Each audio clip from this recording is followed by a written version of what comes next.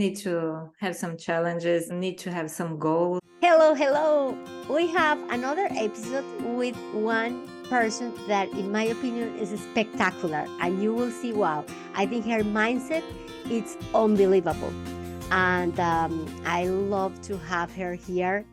So welcome, Luciana Caraça. So welcome here. Hi, Linda. It's my honor to be here.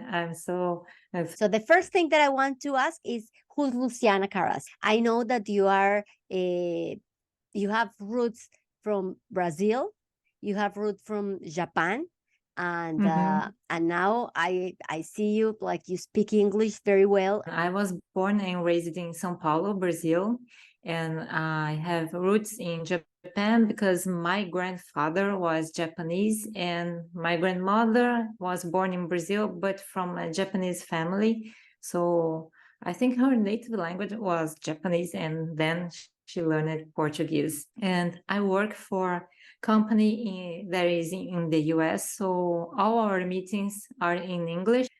Before that, I was working for a company that is in Ireland, so we use it a lot of English as well. So you are learning now Japanese, yes? Mm-hmm.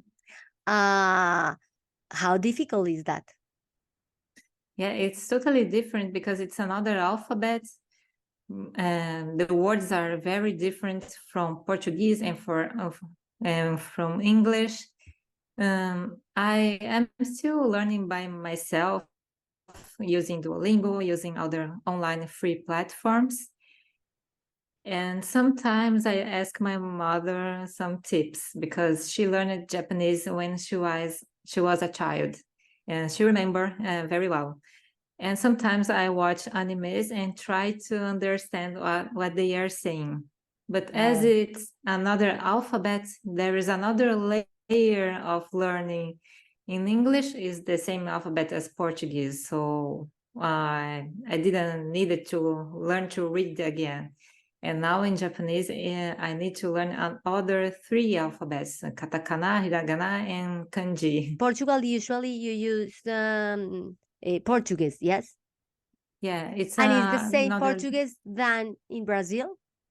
It's another dialect, and we have many different words, and the accent is pretty different. The intonation, the pitch, there are many differences in the accent. In Brazil, we have different accents and dialects, but Portuguese is more different. But my accent is Brazilian. Okay, so you will never lose that accent, and that's good. Okay, and what about the English? So when you start learning English? I actually started in school when I was 11, but it was that English only some words, and we needed to write and read for tests, and we were very focused on tests, so almost never speaking. And a little listening. Sometimes we listen to music or some recording or watched a movie, but we were much focused on writing and reading. And when then, you start, like loving the English? First, when I started traveling, I worked for a year and a half as a flight attendant. So I needed to know another language because I did flights only in South America, but there are many foreigners, and sometimes I needed to speak in English with them. And there are always that speeches that we do: dear passengers, welcome aboard to flight number, blah, blah, blah. And we needed to have a better pronunciation. And only people that spoke in English could get international flights. And there were many flight attendants that couldn't speak in English there.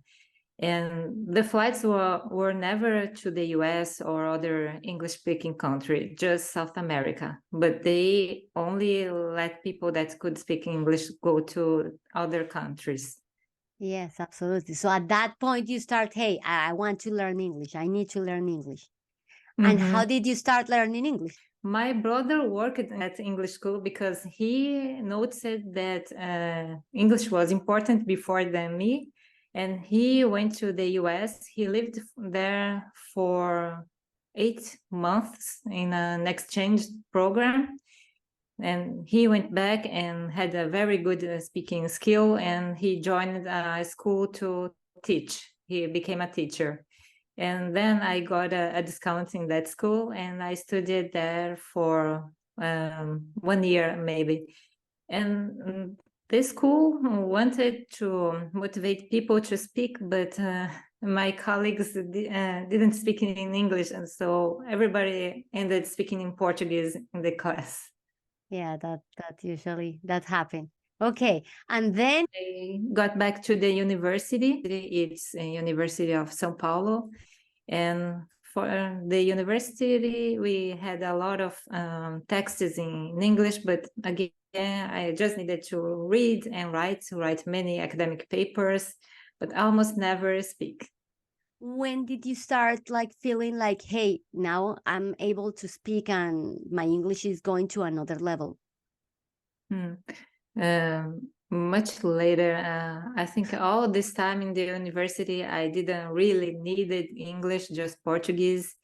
And then I finished it, I completed, graduated in engineering, and started working for food industry because I really liked the food science.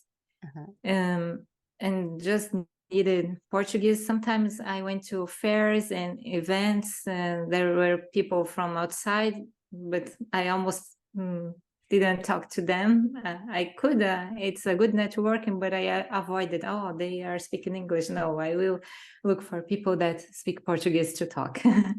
That's true. And that's true. And that's a big mistake. And then I made some courses, and it was a pandemic. We were all in home, and I got the opportunity to study a lot, to create my personal projects, portfolio.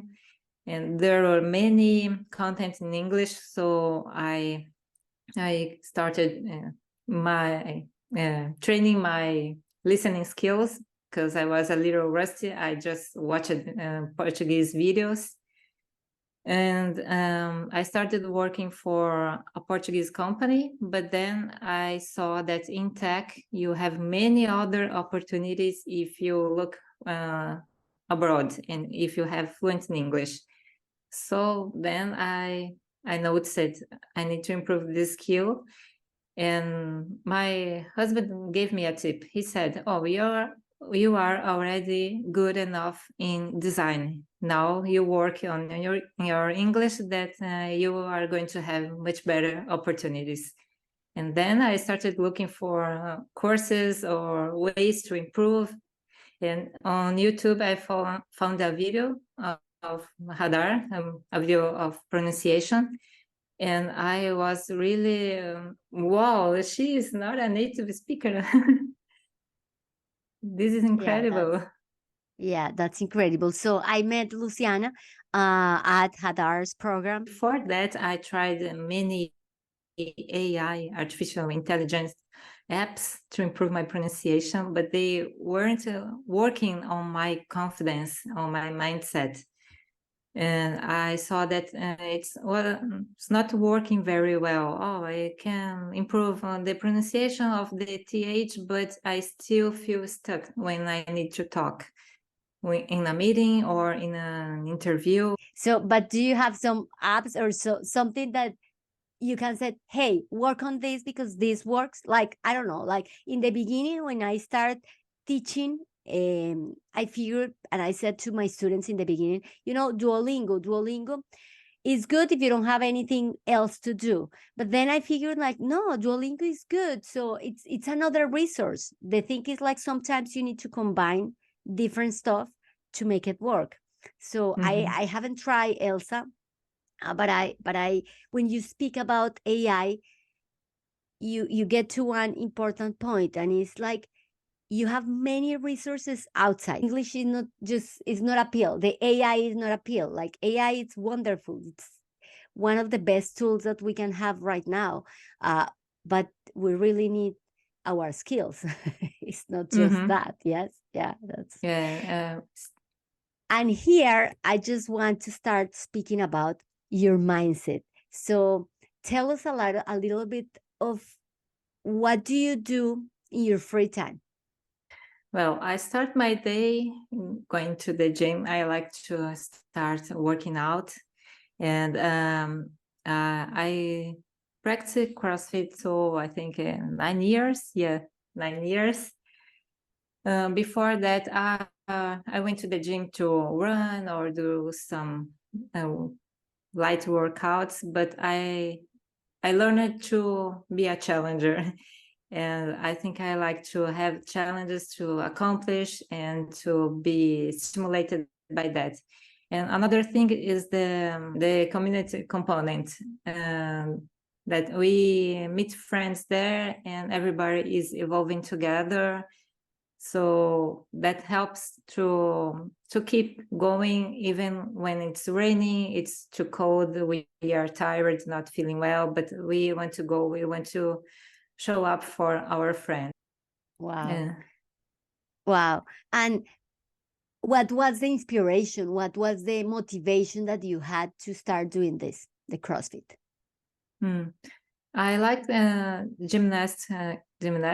When I was a child, I had the dream of going to the Olympics.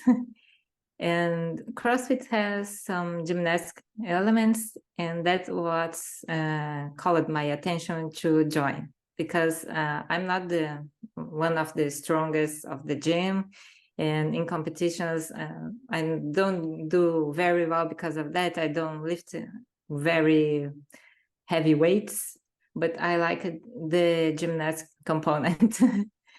But I think that the people that are together, training together, simulating each other, that makes the difference. And we see results. So we feel better, we feel stronger, we feel healthier. So that's another thing that stimulates me to keep going. So that means like you train every day or 5 days per week, or how many times per week? 5 or 6. I get 1 day of rest. 1 hour, 2 hours? Yeah, 1 hour.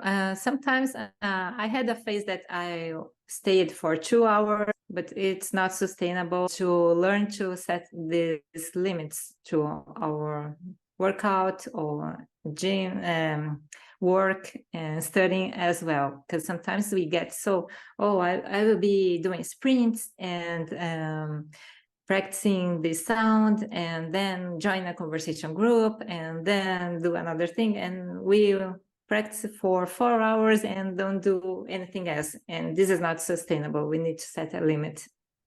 I love that. Everything that you are saying right now, it's very related. So she's speaking about exercise, but in reality, she's speaking about life. And it's very important because that's the way that you are growing. So how can you relate your mindset in English with this, with your exercise, with your routines? Well, at first I thought, I just need to communicate and just need to say something sometimes, things that are really important, but I didn't use so much my voice. And exercising at first, it was just this, small steps. I just need to finish the class. I don't need to have a good performance. I don't need to lift much weights. I don't need to finish first. I just need to finish. And then I start to challenge more myself. Oh, no, that I can speak this clear. Well, let's show up and let's ask for a hot seat. Let's do another thing that's challenging. And exercising is the same. So, there is that competition. So I will register for that competition. Or another thing that challenges more. Now I can do a squat with 50 kilos. Let's train to do 60 kilos until the end of the year. So I start putting challenges in the exercise and as well in English. So this year, after completing the program, the sound, it was a really change for me because I started avoiding speaking and then I finished wanting more challenges. And then I joined the other program beyond that, where we can host sessions and record podcasts. And I thought, why not? I can host a session. Let's try. I never did this, even in Portuguese. I never did recorded a podcast or joined, hosted a session, but this is an opportunity. Let's try. And it's working very well. I have been listening your podcast, and I love it. And I love it again. It's just because I relate every time that she speaks is about mindset. There was a phase in my life that I thought, oh no, I just want to be comfortable. I just want to feel in peace. I don't want anything else. I just want to be in peace, because I had just moved to from Brazil to Portugal, and I was a little stressed, having to adapt to the new place, etc. And then I thought just that I just want to be comfortable. But then I felt that I was not happy with that, that I need something to drive me, to want me to keep going. So it can be a small challenge every day. Don't need to be huge things, but we need to have some challenges. We need to have some goals, but we need to start. And the first are not so good, but we are improving, and we only can improve if we start. Yes, and also that we create our own safety. So it's not about others, it's about us. It's about the more we stay in some places, we get more comfortable. So, but we need to stay there, and we need to know when we need to move on to another step. What is the closest competition to the Olympics? I think it was the only international that I participated, the Hyrox, because I participated in many CrossFit competitions in Brazil and some in Portugal, but they were not so big and international. So tell us a little bit about that experience in terms of exercise, in terms of competition, and in terms of English. Yeah, I decided to participate. First, my husband has participated in a Hyrox competition last year. And I thought, oh, it's so long. We have to run for 8 kilometers and do many other exercises. It will last more than 1 hour. I can't do this. But I think I want to do this. I want to be able to do that. I think it's very difficult. I've never trained for something long like that, but I want to be able. And then step by step, I started, oh, let's run more, because running is the main exercise. And then let's train each station. There are some strength stations, others that we need to use more legs, more arms, and let's try step by step. And then when the competition was getting close, I started to simulate the competition. So let's do the whole race, and no, not my time. I was not looking to the watch. Oh, I need to do in less than an hour and a half. I just wanted to feel how is that, and to know if when I need to drink water, when I need to get some carbohydrates, when I need to stop to manage my energy. And then I went there without expectations. I thought I just want to finish. And it was different from the training, because there are many people running together, many people watching. And I think that environment makes me more motivated. Of course. Mm-hmm. And then, and what about the English? So everybody Yeah. spoke different languages. Yeah, I was in Germany, in Munich. So most of the people there were from Germany, but there were other foreigners, and I don't know German, so I only spoke English there, and they speak English very well. So we didn't have any difficulty to communicate, to get what we wanted. So in the competition, everything was in English? Yes. Mm-hmm. Okay. Yeah. And I remember when I arrived that they said my name, and they commented in English, oh, she's from Brazil, very far away. They didn't know that I lived in Portugal and thought that I traveled from Brazil to Munich.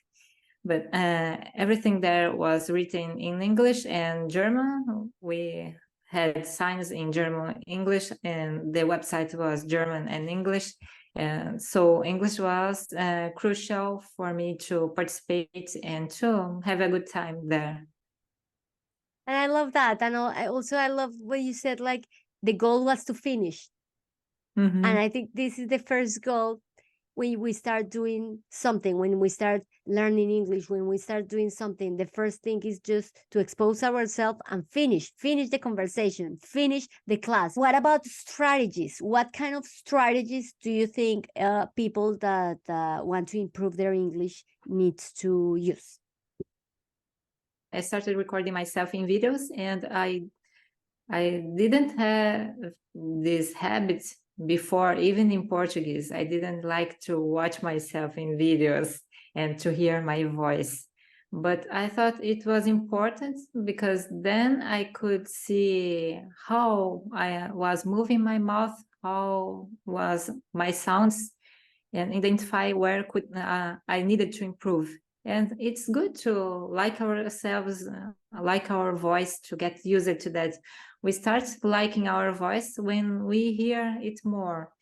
We never hear our voice recorded. So when we listen to it, we think, oh, it's so strange. But as we start, it becomes a habit, and then we start liking more. And then it was a very good way to meet people from the community, because I was posting, I think, at least 2, but sometimes every day, at least 2 days a week, but sometimes every day I was posting a video. And that helped me with constructing my thoughts, because I needed to say a sentence to tell a story. So that helps us to think better how structure the words in English. If I ask you about your routine about English now, like you said, 1 hour for exercise, what is your routine for the English? I try to do the sprints every day, so at least 10 minutes. Can you tell them what are the sprints? Oh, sure. The sprints, yeah. There are some warm-ups. Hadar usually starts with a warm-up to our mouth, tongue, cheeks, and jaw. And then we repeat some syllables, some challenging syllables like fu, r, flat T. And we repeat so our mouth muscles get used to that sound. And then we repeat some words, then some sentences, phrase sentences.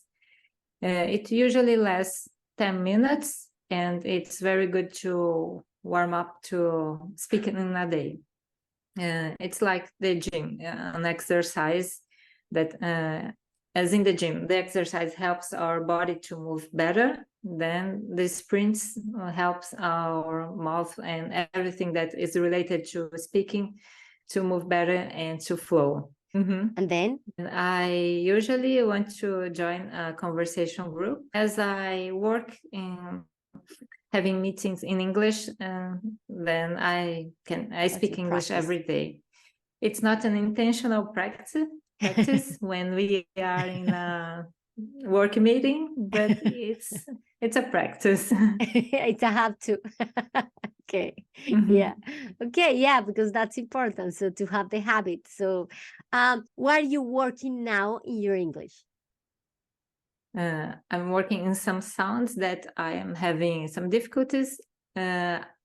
I joined a feedback plan, so every week I need to send some recordings and a quote point where I need to improve, and they say some exercises that I can do. For example, I'm having a hard time with R plus flap T. So party. And then they said, oh, you speak slowly and then extend the R sound and then say the flap T. Party, party, until you get used to and feels natural. because before I was saying party, I was dropping the R. Maybe because in Portuguese and I think Spanish as well, our R, one of the R sounds is ri, ra, ra. Yes. And I saw an R, and I think that it's only one sound, the party. Yes, But they for said me no, it's the same, like party. water. Oh my goodness. Water was a big word for me. Paddy, yes, also. Yeah, many. Yeah. Okay. So that one. And what another one?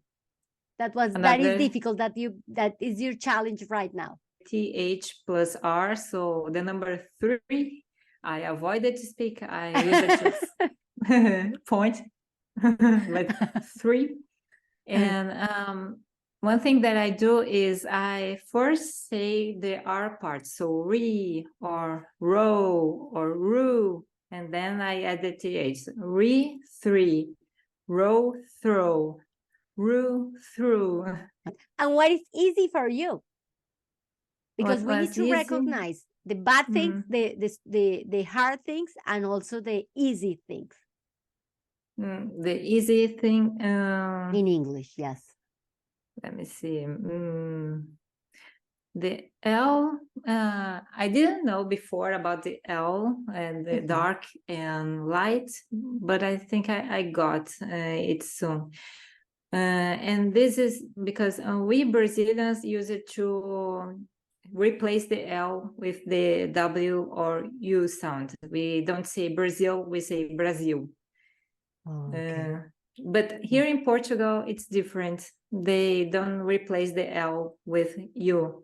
And they say Brazil, even in Portuguese words. For example, we have the word mineral is mineral. In Brazilian, mineral. In Portuguese, mineral. Okay. They use the L. And then I noticed, oh, there is a different L. So that's how I need to speak. Oh. And it was not so difficult. Just sometimes I forget and say the U sound instead of the L. Well, and what is your favorite thing? So you have favorite words? You have favorite, I don't know, things about English?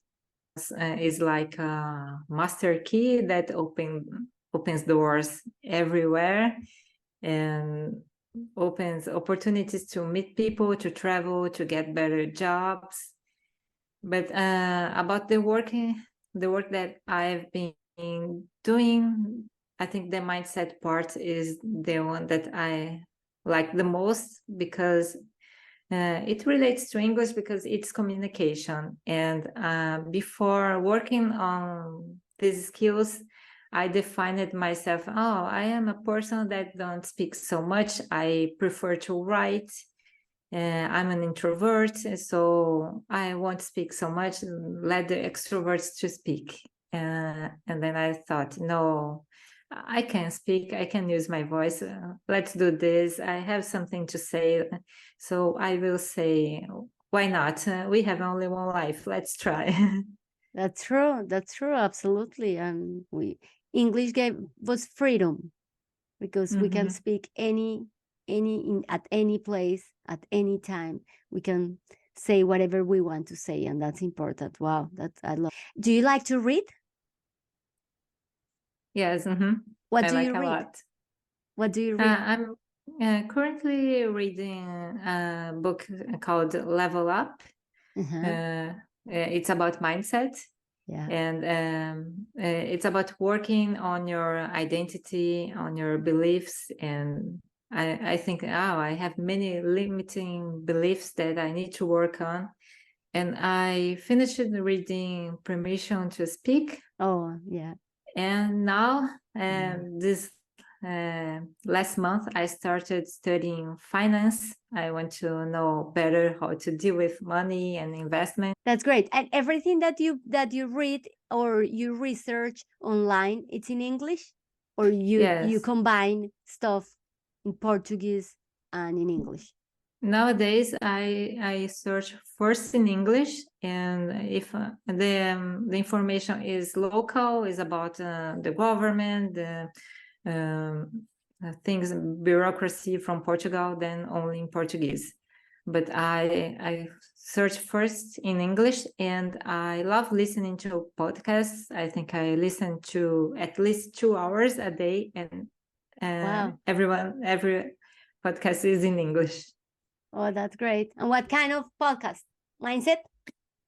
Yeah, mindset as well. And let's see, in my list, Yes. there are Yes. many, Give us. and finance as well. So I listen to Radar Influency, Yeah. and I listen to the Mindset Mentor through Yeah, I Chasing love that Life. one. Okay. Free in English, that is from Katia, Okay. and Free in sometimes English. I would news. like to explore that one. Free in English. Yeah, free in English. Okay. I I love would like it. to explore that. And now I started to listen to Financial Feminists, because there are very good tips about investment and know how to deal with your money. Yeah, and we can see, like in English, we found many resources that we can follow, and that's the beauty of the English. And this is the beauty of the English, that we can connect with people from different parts of the world. So, Luciana, thank you very much. And how people can found you? And my handle is Lucicar. This is the same handle that I use for Twitter, for Instagram, and Facebook. My profiles are private, but any people can send me a messages. Oh, I saw you at Linda's channel or in another place and want to connect. No problem. Just send me a message. And because here we are speaking about connections, so if you want to talk to Luciana, she can give you many tips and things about English, and not only about English. She can help you with your website if you are working on that, or you never know. So just try to connect. Her inspiration with the exercise and everything, it's unbelievable that I love that. And I just want to say thank you. It was a wonderful time that we spent together, Luciana. Thank And you I very thank much. you. I feel very honored to be here. Thanks for inviting me. Thanks for having me. It was my pleasure.